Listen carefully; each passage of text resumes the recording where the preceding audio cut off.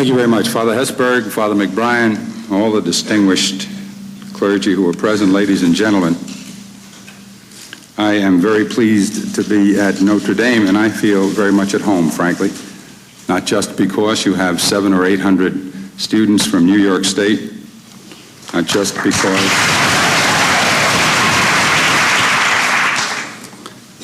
because Father McBrien's mother's name is Catherine Botticelli, a beautiful name. Not just because Father Hesburgh is a Syracuse native, but also because of your magnificent history of great football teams, which,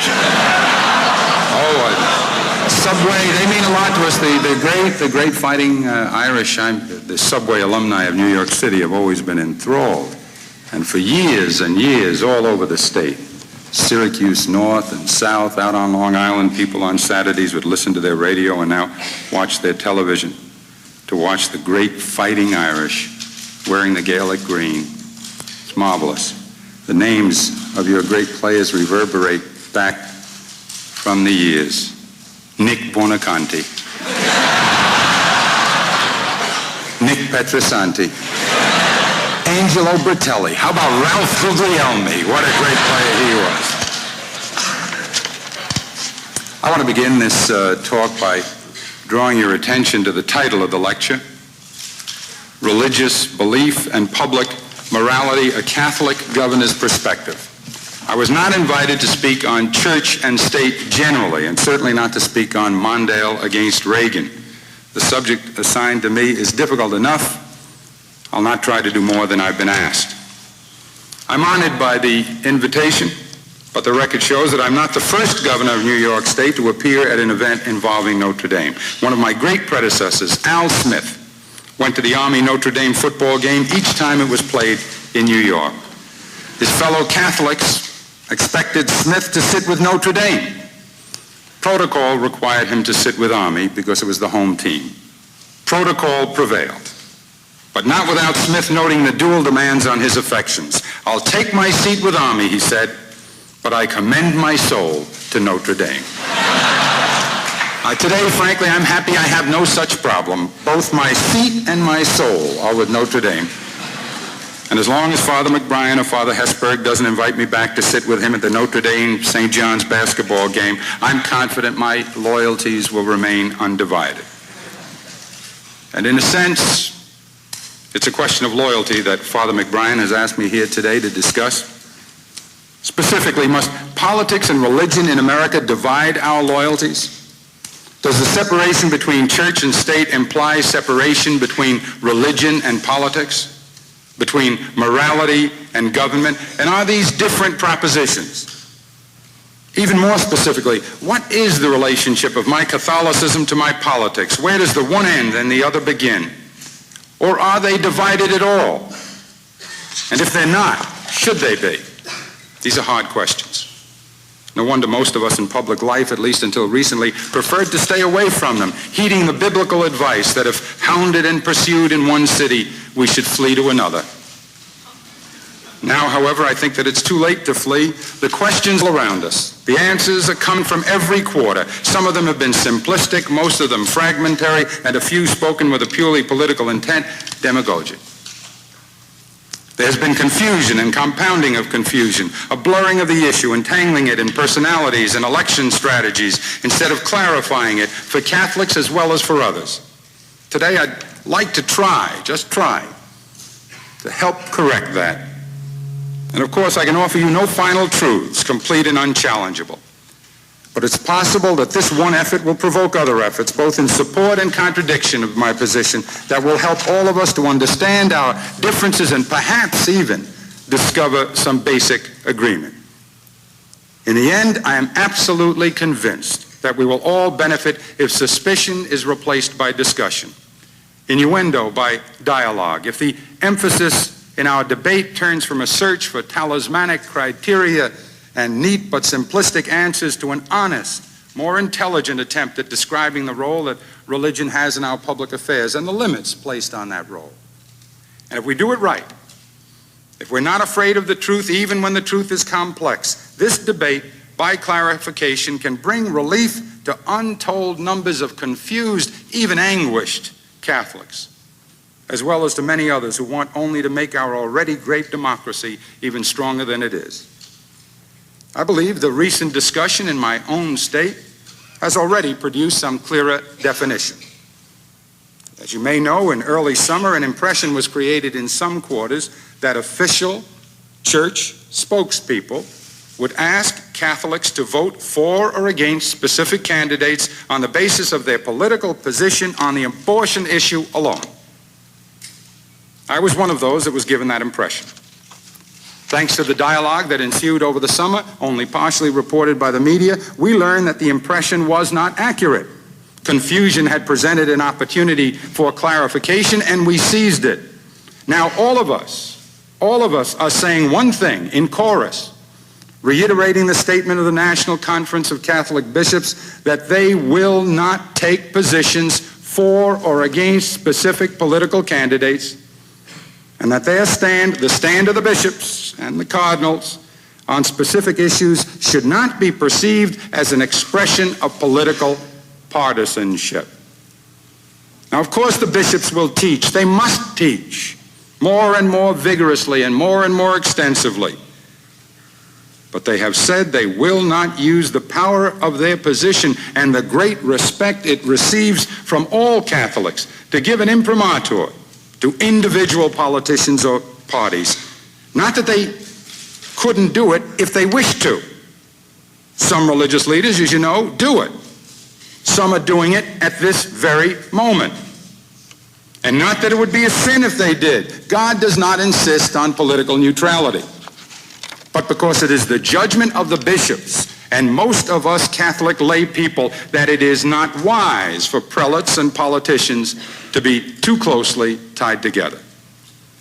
Now, I think that getting this consensus in New York was an extraordinarily useful achievement. And now, with some trepidation, I take up your gracious invitation to continue the dialogue in the hope that it will lead to still further clarification. Let me begin this part of the effort by underscoring the obvious. I do not speak as a theologian. I don't have that competence.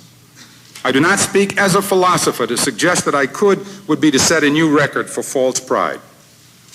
I don't presume to speak as a good person, except in the ontological sense of that word.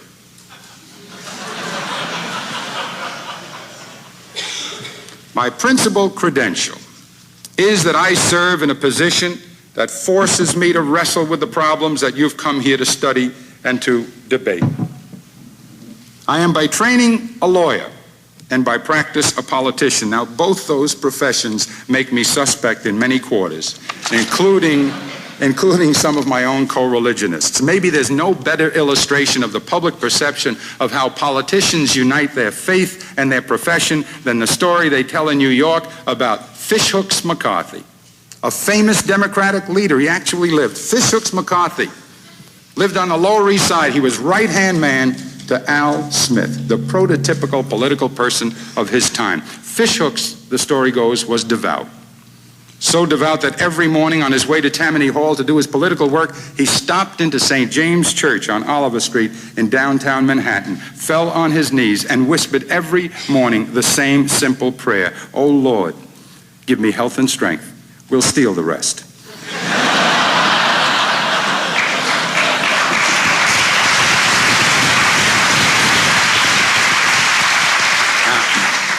Fishhooks now, I speak here as a politician, and also as a Catholic, a lay person baptized and raised in the pre-Vatican II Church, educated in Catholic schools, attached to the Church first by birth, then by choice, now by love. An old-fashioned Catholic who sins, regrets, struggles, worries, gets confused, and most of the time feels better after confession. The Catholic Church is my spiritual home. My heart is there, and my hope. But there is, of course, more to being a Catholic than a sense of spiritual and emotional resonance. Catholicism is a religion of the head as well as the heart. And to be a Catholic is to say, I believe to the essential core of dogmas that distinguishes our faith. The acceptance of this faith requires a lifelong struggle to understand it more fully and to live it more truly, to translate truth into experience, to practice as well as to believe. That's not easy. Applying religious belief to everyday life often presents difficult challenges. And it's always been that way. It certainly is today. The America of the late 20th century is a consumer society filled with endless distractions, where faith is more often dismissed than challenged, where the ethnic and other loyalties that once fastened us to our religion seem to be weakening. In addition to all the weaknesses, all the dilemmas, all the temptations that impede every pilgrim's progress, the Catholic who holds political office in a pluralistic democracy, a Catholic who is elected to serve Jews and Muslims and atheists and Protestants as well as Catholics, bears special responsibility. He or she undertakes to help create conditions under which all can live with a maximum of dignity and with a reasonable degree of freedom, where everyone who chooses may hold beliefs different from specifically Catholic ones, sometimes even contradictory to them, where the laws protect people's right to divorce, their right to use birth control devices, and even to choose abortion. In fact, Catholic public officials take an oath to preserve the Constitution that guarantees this freedom. And they do so gladly, not because they love what others do with their freedom, but because they realize that in guaranteeing freedom for all, they guarantee our right to be Catholics, our right to pray, our right to use the sacraments, to refuse birth control devices, to reject abortion, not to divorce and remarry if we believe it to be wrong. The Catholic public official lives the political truth that most Catholics through most of American history have accepted and insisted on, the truth that to assure our freedom, we must allow others the same freedom, even if occasionally it produces conduct by them which we would hold to be sinful. I protect my right to be a Catholic by preserving your right to be a Jew or a Protestant or a non-believer or anything else you choose. We know that the price of seeking to force our belief on others is that they might someday force their belief on us. Now, this freedom is the fundamental strength of our unique experiment in government, in the complex interplay of forces and considerations that go into the making of our law and policies. Its preservation, the preservation of freedom, must be a pervasive and dominant concern. But insistence on freedom is easier to accept as a general proposition than in its applications to specific situations, because there are other valid general principles firmly embedded in our Constitution which, operating at the same time, create interesting and occasionally troubling problems. Thus, the same amendment of the Constitution that forbids the establishment of a state church affirms my legal right to argue that my religious belief would serve well as an article of our universal public morality. I may use the prescribed processes of government, the legislative and executive and judicial processes, to convince my fellow citizens, Jews and Protestants and Buddhists and non-believers, that what I propose is as beneficial for them as I believe it is for me. But it's not just parochial or narrowly sectarian, but fulfills a human desire for order, for peace, for justice, for kindness, for love, for any of the values that most of us agree are desirable, even apart from their specific religious base or context. I'm free to argue for a governmental policy for a nuclear freeze, not just to avoid sin, but because I think my democracy should regard it as a desirable goal. I can, if I wish, argue that the state should not fund the use of contraceptive devices, not because the Pope demands it, but because I think that the whole community, for the good of the whole community, should not sever sex from an openness to the creation of life. And surely I can, if I am so inclined, demand some kind of law against abortion, not because my bishops say it is wrong, but because I think that the whole community, regardless of its religious beliefs, should agree on the importance of protecting life, including life in the womb. which is at the very least potentially human and should not be extinguished casually. Now, no law prevents us from advocating any of these things. I am free to do so. So are the bishops. So is Reverend Falwell. In fact, the Constitution guarantees my right to try, and theirs, and his. But should I? Is it helpful? Is it essential to human dignity? Would it promote harmony and understanding, or does it divide us so fundamentally that it threatens our ability to function as a pluralistic community? When should I argue to make my religious value your morality, my rule of conduct your limitation? What are the rules and policies that should influence the exercise of this right to argue and to promote? Now, I believe I have a salvific mission as a Catholic. Does that mean I am in conscience required to do everything I can as governor to translate all my religious values into the laws and regulations of the state of New York or of the United States? Or be branded a hypocrite if I don't? As a Catholic, I respect the teaching authority of my bishops. But must I agree with everything in the bishop's pastoral letter on peace and fight to include it in party platforms? And will I have to do the same for the forthcoming pastoral on economics, even if I am an unrepentant supply-sider? Must I, having heard the Pope once again renew the Church's ban on birth control devices as clearly as it's been done in modern times? Must I, as governor, veto the funding of contraceptive programs for non-Catholics or dissenting Catholics in my state? I accept the Church's teaching on abortion. Must I insist that you do by denying you Medicaid funding, by a constitutional amendment?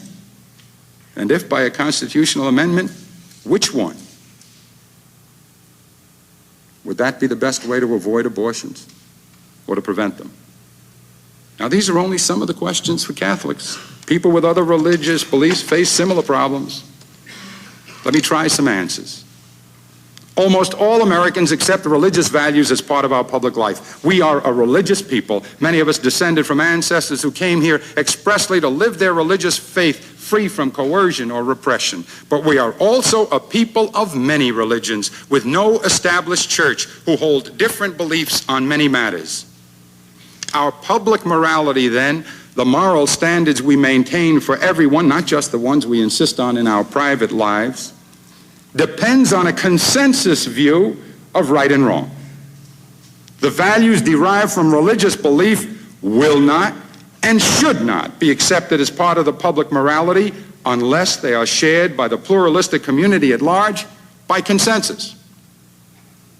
So that the fact that values happen to be religious values does not deny them acceptability as part of this consensus, but it does not require their acceptability either.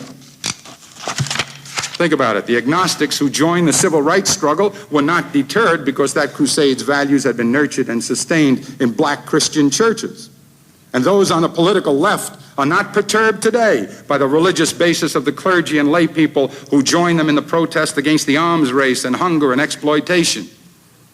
The arguments start when religious values are used to support positions which would impose on other people restrictions that they find unacceptable. Some people do object to Catholic demands for an end to abortion, seeing it as a violation of the separation of church and state. And some others, while they have no compunction about invoking the authority of Catholic bishops in regard to birth control and abortion, might reject out of hand their teaching on war and peace and social policy. Ultimately, therefore, what this means is that the question whether or not we admit religious values into our public affairs is too broad to yield to a single answer. Yes, we create our public morality through consensus, and in this country that consensus reflects to some extent the religious values of a great majority of Americans. But no, all religiously based values don't have an a priori place in our public morality. The community must decide if what is being proposed would be better left to private discretion than public policy. whether it restricts freedoms, and if so, to what end, to whose benefit, whether it will produce a good or bad result, whether overall it will help the community or merely divide it. Now, the right answers to these terribly subtle and complex questions can be elusive. Some of the wrong answers, however, are quite clear. For example, there are those who say there is a simple answer to all these questions. They say that by history and by the practice of our people, we were intended from the beginning to be, and should be today, a Christian country in law. But where would that leave the non-believers? And whose Christianity would be law? Yours or mine? This Christian nation argument should concern, even frighten, two groups in this society: non-Christians and thinking Christians. And I believe it does. I think it's already apparent that a good part of this nation understands, if only instinctively, that anything which seems to suggest that God favors a political party or the establishment of a state church is wrong and dangerous. Way down deep, the American people are afraid of an entangling relationship between formal religions or whole bodies of religious belief and government. Apart from the constitutional law and apart from religious doctrine, there's a sense that tells us it's wrong to presume to speak for God or to claim God's sanction of our particular legislation and his rejection of all other positions. Most of us are offended when we see religion being trivialized by its appearance in political throwaway pamphlets. The American people need no course in philosophy or political science or church history to know that God should not be made into a celestial party chairman. To most of us, the manipulative invoking of religion to advance a politician or a party is frightening and divisive. The American public will tolerate religious leaders taking positions for or against candidates, although I think the Catholic bishops are right in avoiding that position. But the American people are leery about large religious organizations, powerful churches or synagogue groups engaging in such activities. Again, not as a matter of law or doctrine, but because our innate wisdom and our democratic instinct teaches us these things are dangerous for both sides. Dangerous for the religious institution, dangerous for the rest of our society. Now today, there are a number of issues involving life and death that raise questions of public morality. And they are also questions of concern to most religions. Pick up a newspaper, almost any newspaper, and you're almost certain to find a bit of controversy over any one of these questions. Baby Jane Doe, the right to die, artificial insemination, embryos in vitro, abortion, birth control, not to mention nuclear war and the shadow that it throws across all of existence. Now, some of these issues touch the most intimate recesses of our lives, our roles as someone's mother or child or husband. Some affect women in a unique way, but they are also public questions for all of us. Public questions, not just religious ones. Put aside what God expects. Assume, if you like, that there is no God. Say that the Supreme Court has taken God entirely out of our civics. Then the greatest thing still left to us, the greatest value available to us, would be life, life itself. Even a radically secular world must struggle with the questions of when life begins, under what circumstances it can be ended, when it must be protected, by what authority. It too must decide what protection to extend to the helpless and the dying, to the aged and the unborn, to life in all of its phases. Now, as a Catholic, I have accepted certain answers as the right ones for myself and for my family. And because I have, they have influenced me in special ways, as Matilda's husband, as a father of 5 children, as a son who stood next to his own father's deathbed, trying to decide if the tubes and the needles no longer served a purpose. As a governor, however, I'm involved in defining policies that determine other people's rights in these same areas of life and death. Abortion, is one of these issues. And while it is only one issue among many, it is one of the most controversial and affects me in a special way as a Catholic public official. So let me spend a little time considering it. I start, I believe, by noting that the Catholic Church's actions with respect to the interplay of religious values and public policy make clear that there is no inflexible moral principle which determines what our political conduct should be. Think about it. On divorce and birth control, without changing its moral teaching, the Church abides the civil law as it now stands, thereby accepting, without making much of a point of it, that in our pluralistic society, we are not required to insist that all our religious values be the law of the land. The bishops are not demanding a constitutional amendment for birth control or on adultery. Abortion is treated differently. Of course, there are differences both in degree and quality between abortion and some of the other religious positions that the Church takes. Abortion is a matter of life and death, and degree counts. But the differences in approach reveal a truth, I think, that is not well enough perceived by Catholics and therefore still further complicates the process for us. That is, while we always owe our bishop's words respectful attention and careful consideration, the question whether to engage the political system in a struggle to have it adopt certain articles of our belief as part of the public morality is not a matter of doctrine. It is a matter of prudential political judgment. Recently, Michael Novak put it succinctly.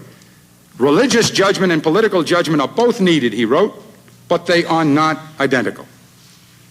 Now, my church and my conscience require me to believe certain things about divorce, about birth control, about abortion. My church does not order me, under pain of sin or expulsion, to pursue my salvific mission according to a precisely defined political plan. As a Catholic, I accept the Church's teaching authority. And while in the past some Catholic theologians may appear to have disagreed on the morality of some abortions, it wasn't, I think, until 1869 that excommunication was attached to all abortions without distinction. And while some theologians may still disagree, I accept the bishop's position that abortion is to be avoided. As Catholics, my wife and I were enjoined never to use abortion to destroy the life we created, and we never have. We thought church doctrine was clear on this, and more than that, both of us felt it in full agreement with what our own hearts and our own consciences told us. For me, for Matilda, life or fetal life in the womb should be protected, even if 5 of 9 justices of the Supreme Court and my neighbor disagree with me. A fetus is different from an appendix or a set of tonsils. At the very least, even if the argument is made by some scientists or theologians that in the early stages of fetal development we can't discern human life, the full potential of human life is indisputably there. That, to my less subtle mind, by itself is enough to demand respect and caution, indeed, reverence. But not everyone in our society agrees with me and Matilda. And those who don't, those who endorse legalized abortions, aren't a ruthless, callous alliance of anti-Christians determined to overthrow our moral standards. In many cases, the proponents of legal abortion are the very people who have worked with Catholics to realize the goals of social justice set out by popes in encyclicals. The American Lutheran Church, the Central Conference of American Rabbis, the Presbyterian Church in the United States, B'nai B'rith women, the women of the Episcopal Church. And these are just a few of the religious organizations that don't share the Catholic Church's position on abortion. Now, certainly we should not be forced to mold Catholic morality to conform to disagreement by non-Catholics, however sincere they are, however severe their disagreement. Our bishops should be teachers, not pollsters. They should not change what we Catholics believe in order to ease our consciences or please our friends or protect the Church from criticism. But if the breadth and intensity and sincerity of opposition to church teaching shouldn't be allowed to shape our Catholic morality, it can't help but determine our ability, our realistic political ability, to translate our Catholic morality into civil law, a law not for the believers who don't need it, but for the disbelievers who reject it. And it's here, in our attempt to find a political answer to abortion, an answer beyond our private observance of Catholic morality, that we encounter controversy within and without the Church over how and in what degree press the case that our morality should be everybody else's morality. I repeat, there is no church teaching that mandates the best political course for making our belief everyone's rule, for spreading this part of our Catholicism. There is neither an encyclical nor a catechism that spells out a political strategy for achieving legislative goals. And so the Catholic trying to make moral and prudent judgments in the political realm must discern which, if any, of the actions one could take would be the best. This latitude of judgment is not something new in our Catholic Church. It's not a development that has arisen only with the abortion issue. Take, for example, a very popular illustration that I heard about again tonight 2 or 3 times, and I'm told about often. The question of slavery. It has been argued that the failure to endorse a legal ban on abortions is equivalent to refusing to support the cause of abolition before the Civil War. This analogy has been advanced by bishops of my own state. But the truth of the matter is, as I'm sure you know, few, if any, Catholic bishops spoke for abolition in the years before the Civil War. And it wasn't, I believe, that the bishops endorsed the idea of some humans owning and exploiting other humans, not at all. Pope Gregory XVI in 1840 had condemned the slave trade. Instead, it was a practical, political judgment that the bishops made, and they weren't hypocrites, they were realists. Remember, at the time, the Catholics were a small minority, mostly immigrants, despised by much of the population, often vilified and the object even of sporadic violence. In the face of a public controversy that aroused tremendous passions and threatened to break the country apart, the bishops made a pragmatic decision. They believed their opinion would not change people's minds. Moreover, they knew that there were Southern Catholics, even some priests, who owned slaves. They concluded that under the circumstances, arguing for a constitutional amendment against slavery would do more harm than good, so they were silent, as they have been generally in recent years on the question of birth control, and as the Church has been on even more controversial issues in the past, even ones that dealt with life and death.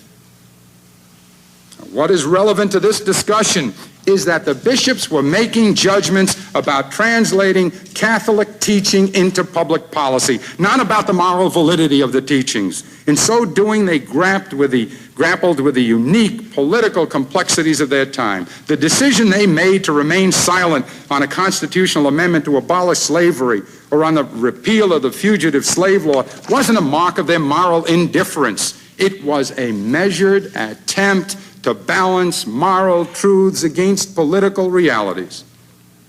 Their decision reflected their sense of complexity, not their diffidence. And as history reveals, Lincoln behaved with similar discretion. Now, the parallel I want to draw here is not between or among what we Catholics believe to be moral wrongs. It is in the Catholic political response to those wrongs. Church teaching on abortion and slavery is clear, but in the application of those teachings, the exact way we translate them into political action, the specific laws we propose, the exact legal sanctions we seek, there was and is no one clear, absolute route that the Church says, as a matter of doctrine, we must follow. The bishop's pastoral letter, The Challenge of Peace, speaks directly to this point. Quote, "We recognize," they wrote, "that the Church's teaching authority does not carry the same force when it deals with technical solutions involving particular means as it does when it speaks of principles or ends." With regard to abortion, the American bishops have had to weigh Catholic moral teaching against the fact of a pluralistic country where our view is in the minority, acknowledging that what is ideally desirable isn't always feasible, that there can be different political approaches to abortion beside unyielding adherence to an absolute prohibition. This is in the American Catholic tradition of political realism. In supporting or opposing specific legislation, the Church in this country has never retreated into a moral fundamentalism that will settle for nothing less than total acceptance of its views. Indeed, the bishops have already confronted the fact that an absolute ban on abortion doesn't have the support necessary to be placed in the Constitution. The bishops agreed to that. In 1981, they put aside their earlier efforts to describe a law that they could accept and get passed and supported the Hatch Amendment instead. They changed their view. Some Catholics felt that the bishops had gone too far. You remember the discussion? Some Catholics felt that the bishops had not gone far enough. Such judgments weren't a rejection of the bishop's teaching authority. The bishops even disagreed among themselves about how to proceed. Catholics are allowed to disagree on their technical political questions without having to confess. And so, very respectfully, and after careful consideration of the position and the arguments of the bishops for a long time, I've concluded that the approach of a constitutional amendment is not the best way for us to seek to deal with abortion. I believe that the legal interdicting of abortion by either the federal government or the individual states is not a plausible possibility, and even if it could be obtained, it wouldn't work. Given present attitudes, it would be prohibition revisited, legislating what couldn't be enforced, and in the process creating a disrespect for law in general. And as much as I admire the bishops' hope that a constitutional amendment against abortion would be the basis for a full, new Bill of Rights for mothers and children, I disagree very respectfully that that would be the result. I believe that more likely, a constitutional prohibition, which you can't get, but if you could, would allow people to ignore the causes of many abortions instead of addressing them, addressing the causes, much the way the death penalty is used to escape dealing more fundamentally and more rationally with the problem of violent crime. Now, other legal options that have been proposed are, in my view, equally ineffective. The Hatch Amendment, by returning the question of abortion to the various states, would have given us a checkerboard of permissive and restrictive jurisdictions. In some cases, people might have been forced to go elsewhere to have abortions, and that might have eased a few consciences here and there, but it would not have done what the Church wants to do. It would not have created a deep-seated respect for life. Abortions would have gone on, millions of them. Nor would a denial of Medicaid funding for abortion achieve our objectives. Given Roe against Wade, it would be nothing more than an attempt to do indirectly what the law says cannot be done directly. And worse than that, it would do it in a way that would burden only the already disadvantaged. Removing funding from the Medicaid program would not prevent the rich and middle classes from having abortions. It would not even assure that the disadvantaged wouldn't have them. It would only impose financial burdens on poor women who want abortions. And apart from that unevenness, there's a more basic question. Medicaid is designed to deal with health and medical needs. But the arguments for the cutoff of Medicaid abortion funds are not related to those needs. They're moral arguments. If we assume that there are health and medical needs, our personal view of morality ought not to be considered a relevant basis for discrimination. We must keep in mind always that we are a nation of laws, when we like those laws and when we don't.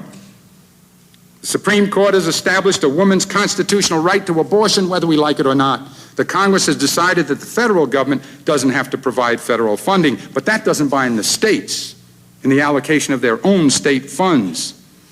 Under the law, the individual states need not follow the federal lead. And in New York, I will speak only for New York, not for Indiana or any other state. In New York, I believe we cannot follow the federal lead. The Equal Protection Clause in New York's Constitution has it been interpreted by courts as a standard of fairness that would preclude us from denying only the poor indirectly by a cutoff of funds of the practical use of the constitutional right that's given to all women in Roe against Wade. Look, in the end, even if after a long and divisive struggle we were able to remove all Medicaid funding for abortion and restore the law to what it was, even if we could put most abortions out of our sight, return them to the back rooms where they were performed for so long, I don't believe that our responsibility as Catholics would be any closer to being fulfilled than it is now, with abortion guaranteed as a right for women. The hard truth is that abortion is not a failure of government. No agency, no department of government forces women to have abortions. But abortions go on. Catholics, the statistics show, support the right to abortion in equal proportion to the rest of the population. Despite the teaching we've tried in our homes and our schools and our pulpits, despite the sermons and pleadings of parents and priests and prelates, despite all the efforts we've so far made at defining our opposition to what we call the sin of abortion, collectively, we Catholics apparently believe and perhaps act little differently from those who don't share our commitment. Are we asking government to make criminal what we believe to be sinful because we ourselves can't stop committing the sin? The failure here is not Caesar's. The failure is our failure, the failure of the entire people of God. Nobody has expressed this better than a bishop in my own state. Bishop Joseph Sullivan, a man who works with the poor in New York City, a man who is resolutely opposed to abortion and argues with his fellow bishops for a change of law. The major problem the church has is internal, the bishop said last month in reference to abortion. How do we teach? As much as I think we're responsible for advocating public policy issues, our primary responsibility is to teach our own people. We have not done that. We are asking politicians to do what we have not done effectively ourselves. I agree with Bishop Sullivan. I think our moral and social mission as Catholics must begin with the wisdom contained in the words, "Physician, heal thyself." Unless we Catholics educate ourselves better to the values that define and can ennoble our lives, following those teachings better than we do now, unless we set an example that is clear and compelling, then we will never convince this society to change the civil laws to protect what we preach is precious human life. Better than any law, better than any rule, better than any threat of punishment would be the moving strength of our own good example, demonstrating our lack of hypocrisy, proving the beauty and worth of our instruction. We must work to find ways to avoid abortions without otherwise violating our faith. We should provide funds and opportunity for young women to bring their child to term, knowing both of them will be taken care of if that is necessary. We should teach our young men better than we do now their responsibilities in creating and caring for human life. It is this duty of the church to teach through its practice of love that Pope John Paul II has proclaimed so magnificently to all peoples. The church, he wrote in Redemptor Hominis, which has no weapons at her disposal apart from those of the Spirit, of the Word, and of love, cannot renounce her proclamation of the Word in season and out of season. For this reason she does not cease to implore everybody in the name of God and in the name of man, do not kill, do not prepare destruction and extermination for each other. Think of your brothers and sisters who are suffering hunger and misery. Respect each one's dignity and freedom. The weapons of the Word and of love are already available to us. We need no statute to provide them. Now, I am not implying that we should stand by and pretend indifference to whether a woman takes a pregnancy to its conclusion or aborts it. I believe we should in all cases try to teach a respect for life. And I believe with regard to abortion that despite Roe against Wade, we can, in practical, meaningful ways. And here, in fact, it seems to me that all of us can agree. Without lessening their insistence on a woman's right to an abortion, the people who call themselves pro-choice can support the development of government programs that present an impoverished mother with the full range of support that she needs to bear and raise her children, to have a real choice. And without dropping their campaign to ban abortion, those who gather under the banner of pro-life can join in developing and enacting a legislative Bill of Rights for mothers and children, as the bishops have already proposed. Remember this: while we argue over abortion, the United States infant mortality rate places us 16th among the nations of the world. The United States, 16th among the nations of the world. Thousands of infants die each year because of inadequate medical care. Some are born with birth defects that with proper treatment could be prevented. Some are stunted in their physical and mental growth because of improper nutrition. If we want to prove our regard for life in the womb, for the helpless infant, if we care about women having real choices in their lives and not being driven to abortions by a sense of helplessness and despair about the future of their child, then there is work enough for all of us, lifetimes of it. In New York, we put in place a number of programs to begin this work, assisting women in giving birth to healthy babies. This year, we doubled Medicaid funding to private care physicians for prenatal and delivery services. We already spend $20 million a year for prenatal care in outpatient clinics and for inpatient hospital care. One program is a favorite of mine. We call it New Avenues to Dignity, and it seeks to provide a teenage mother with the special services she needs to continue with her education, to train for a job, to become capable of standing on her own, to provide for herself and the child that she wants to bring into the world. My dissent then from the contention that we can have effective and enforceable legal prohibitions on abortion is by no means an argument for religious quietism, for accepting the world's wrongs because that is our fate as the poor banished children of Eve. I don't accept that. Let me make another point. Abortion has a unique significance, but not a preemptive significance. Apart from the question of efficacy of using legal weapons to make people stop having abortions, we know that our Christian responsibility doesn't end with any one law or amendment. It doesn't end with abortion. Because it involves life and death, abortion will always be central in our concern, but so will nuclear weapons and hunger and homelessness and joblessness, all the forces diminishing human life and threatening to destroy it. The seamless garment that Cardinal Bernardin has spoken of as a challenge to all Catholics in public office, conservatives as well as liberals.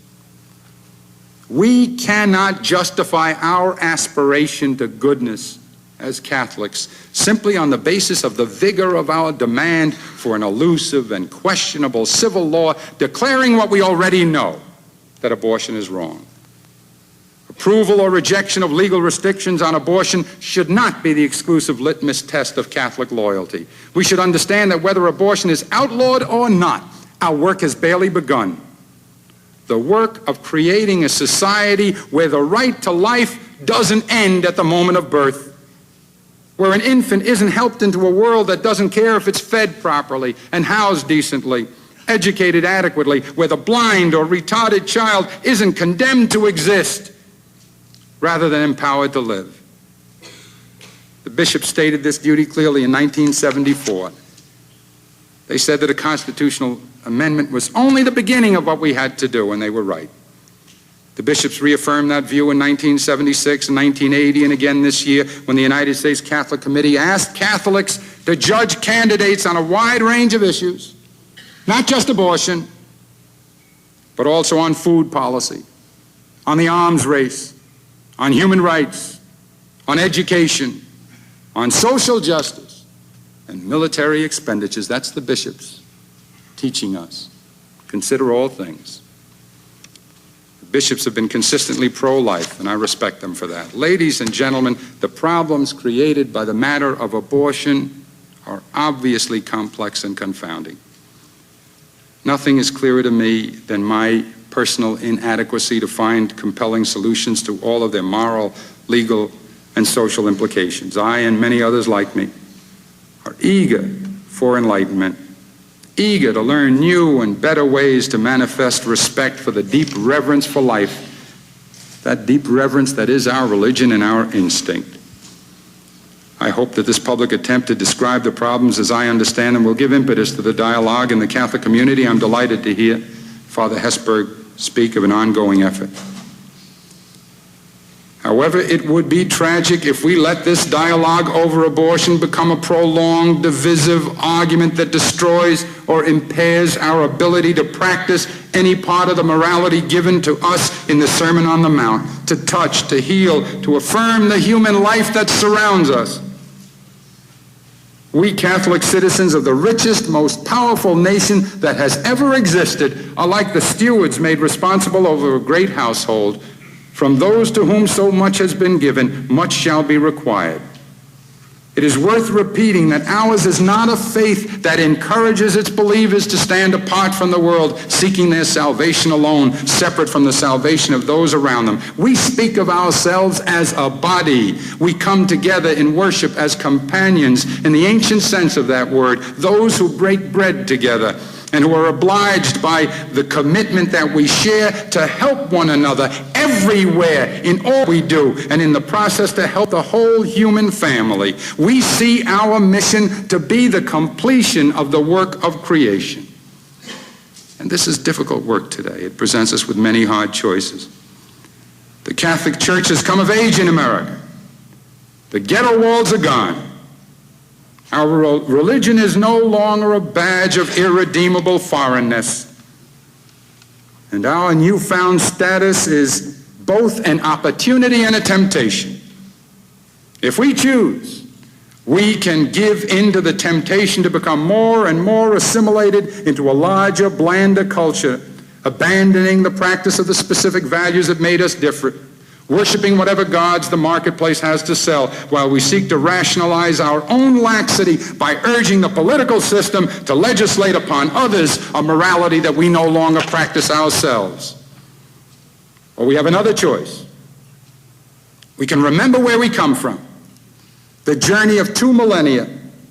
We can cling to our personal faith, to its insistence on constancy and service and example and hope. We can live and practice the morality that Christ gave us, maintaining his truth in this world, struggling to embody his love, practicing it, especially where that love is most needed, among the poor and the weak and the dispossessed, not just by trying to make laws for other people to live by, but by living the laws already written for us by God in our minds and in our hearts. We can be fully Catholic, proudly, totally at ease with ourselves, a people in the world transforming it, a light to this nation, appealing to the best in our people and not the worst, persuading, not coercing, leading people to truth by love, and still all the while respecting and enjoying our unique pluralistic democracy. And we can do it